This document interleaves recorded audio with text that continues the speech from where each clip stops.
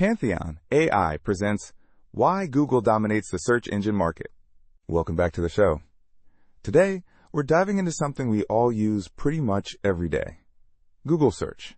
You ever stop to think about asterisk why it's so dominant? Oh, absolutely. It's just the default for so many people, myself included.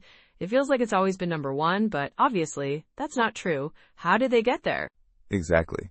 It wasn't just one thing. It was really a combination of smart tech, focusing on the user, clever business moves, and honestly leveraging that whole network effect thing. Okay, let's break that down. What was the core tech advantage they had right out of the gate?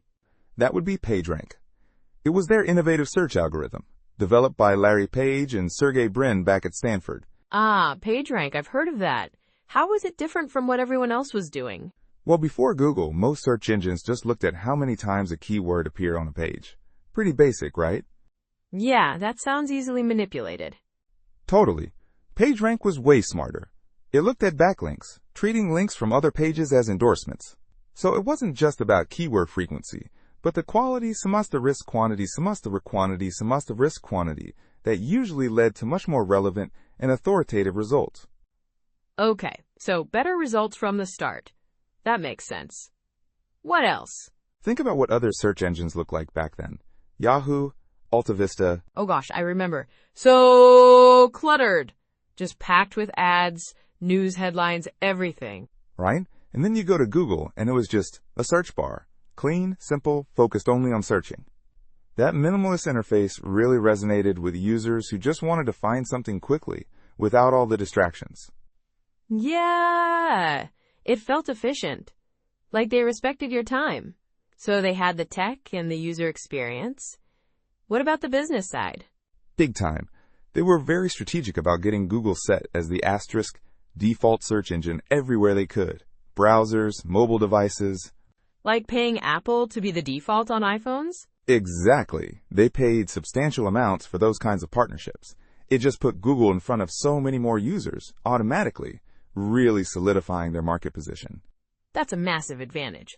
Just being the easiest option. Yep. And they didn't stop there. They kept innovating and expanding their ecosystem.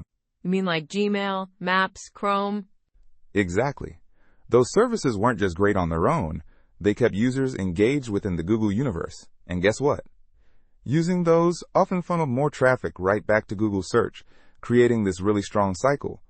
Ah, the reinforcing loop. Use their services, end up using their search. Precisely. And that ties into the network effects and their data advantage. The more people used Google search, the more data they collected. More data means they can make the search results even better, right? Spot on. They could refine their algorithms, personalize results, make them more accurate.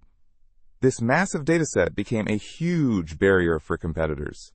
It's incredibly hard for someone new to just replicate that kind of data scale. So better results attract more users, which gives them more data, which makes the results even better. It's a powerful cycle. Completely.